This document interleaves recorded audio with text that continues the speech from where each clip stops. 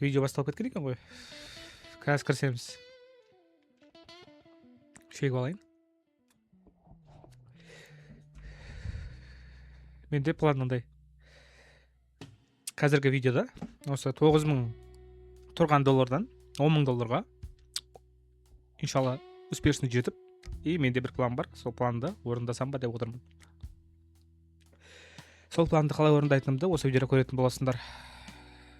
Ну, если по-простому, қазір трейдингтен ақша табатын боламын. Қаржылай еркіндікке шығып, қалаған заттарын алғысы келетін, қалаған табыс тапқысы келетіндер, трейдингтен ақша тапқысы келетіндер, особенно осы видеоны көруді кеңес беретін боламын. Себебі осы видеода трейдингте қалай ақша табылатыны жайлы айтылатын болады, жүйеде істелетіні болады. Живой прям лайв форматта мен сендерге қазір трейдинг істеп ақша тауып көрсететін боламын. Простой, сендер де қолдана алатындай, даже зоопарктегі маймылдың да миы жететіндей стратегияларды қолдану арқылы табыс тауып көрсететін боламын. Бізге 10.000-ға жету керек екендігін түсіндік қой. Енді рискті көбейтейік. Мен обычно $100 істеп жүрмін трейдті, көріп тұрғандарындай. Но сегодня особый день. Сондықтан да даем себе это. 1 минутқа сделка ашуға не хочется, но придется. Хорошо. Ну, былай жасайық. $100 бастайық. И дальше больше көретін боламыз. Пока еще бастамасына $100. Там, ну, енді на разогреве сделка ашқым келіп тұр. Так что, көреміз.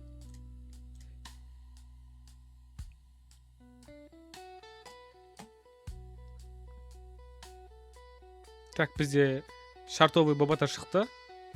Получается, қарандар. Нарақтағы ликвидностьпен жұмыс жасаған өздерің көріп тұрғандай ордер блок бар, и rejection блок бар. Сол диапазонға келді. Осы жерден бізде баға төменге қарай кетіп бара жатыр. И кетуі керек, кетуі тиіс.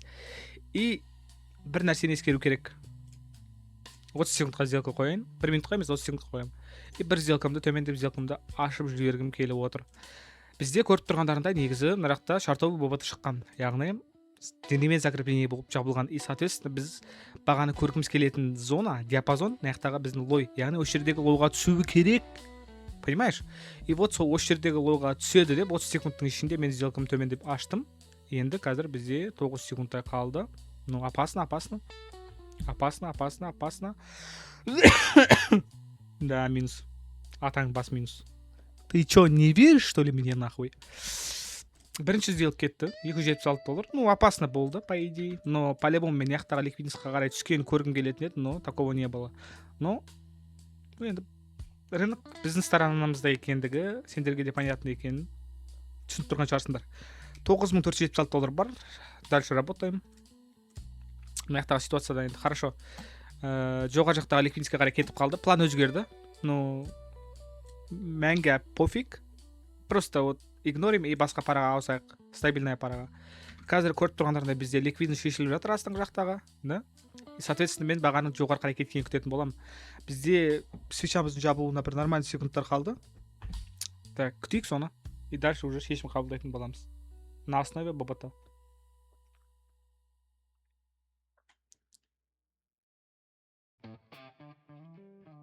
Получается, сделкамды 2 сделка ашып бере салайын.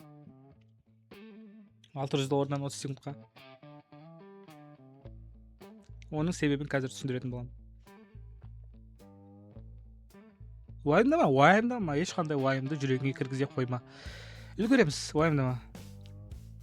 Я знаю, что делаю. Так что ешқандай уайымның керегі жоқ. 9 секундтай қалды. Блин. Но үлгермей қалдық. Кішкене үлгермей қалдық. Жалпы ББТ-ны қалай қолдану керектігін білесіңдер. Енді қараңдар. Нарақтағы минимумды көріп тұрсыңдар ғой. Осы жерден бізде баға төменге қарай түсіп жабылмағаны көре сала, мен сразу қызуғанды $600 2 сделка, яғни $1200 жоғары қарай сделкамды аштым, но олар енді өкінішке орай минус болды. Но егер де осындай ситуацияны көретін болсаңдар, негізі ол көп жағдайда бағаның ары қарай өсетінін келесі вечерден бастап айтады. Но не суть. Міне, қарашы, сука. Қарашы нан. Бля. Хорошо. 15 секундқа түсіреміз. Мынаны 1200-ге қоямыз. 2 сделка ашатын боламыз. Так, пока ерте. О, осындай кезде ашып қалу керек 2 сделка 1200-ден. Әдем аштым.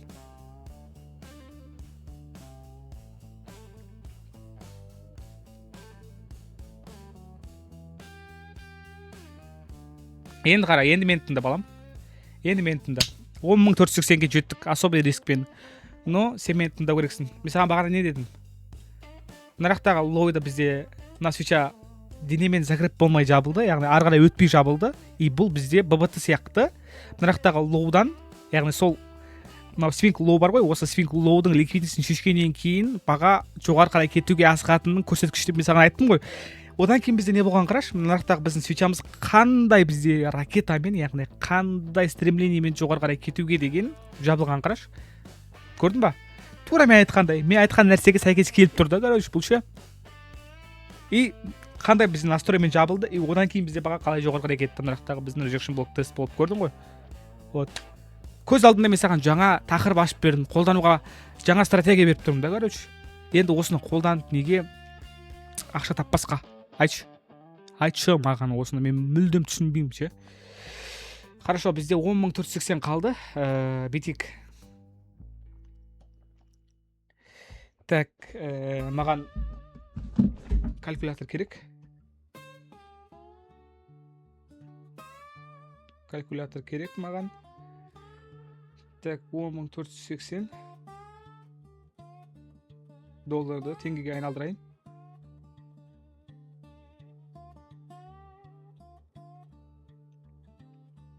Так, бетеміз, жігіттер қыздар. Хорошо, бағанаға айтқандай, видеоның басында менде план болған, сол планды қазір сол планға бірінші қадамды жасайтын боламыз, короче.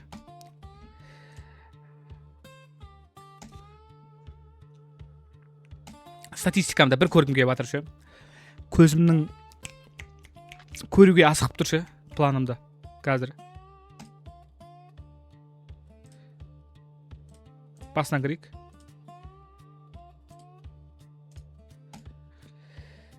Так, бұл шығып кіргенім, там не жасағаным, короче ше.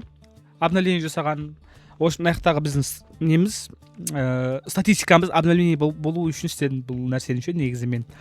Қазір бізде әлі обновление болған жоқ, біз әлі минуста тұрмыз. Соңғы ашқан 2 сделкамызда $1080, $1000 бізде әлі баға көрген жоқ та, то есть мына жақтағы не санаған жоқ.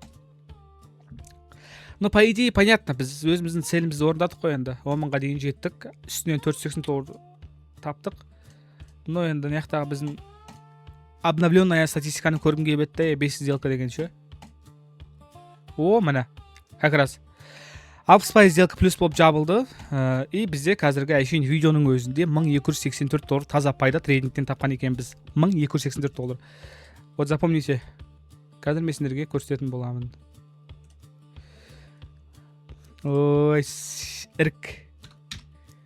Өздерің көріп тұрғандай $626.489, яғни $626.000 теңге таза пайданы біз қазір трейдингтен сендердің көздеріңше тапқан екен біз. Енді біз бағанағы айтқан планға кірісейік. Мен сендерге статистиканы көрсеттім, қанша тапқанымды көрсеттім. Енді ақша шығаруға кірісетін боламыз. Я, бұл менің планым болған. Так, сумманы бізде примерно 10.280 шығарсақ, жетіп қалу керек.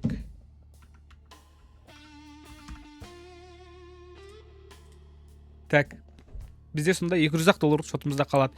И сол $200 мен, короче, басынан біз трейдингті жасайтын боламыз. Понятно, да? Ал енді, поехали. Все, кетті.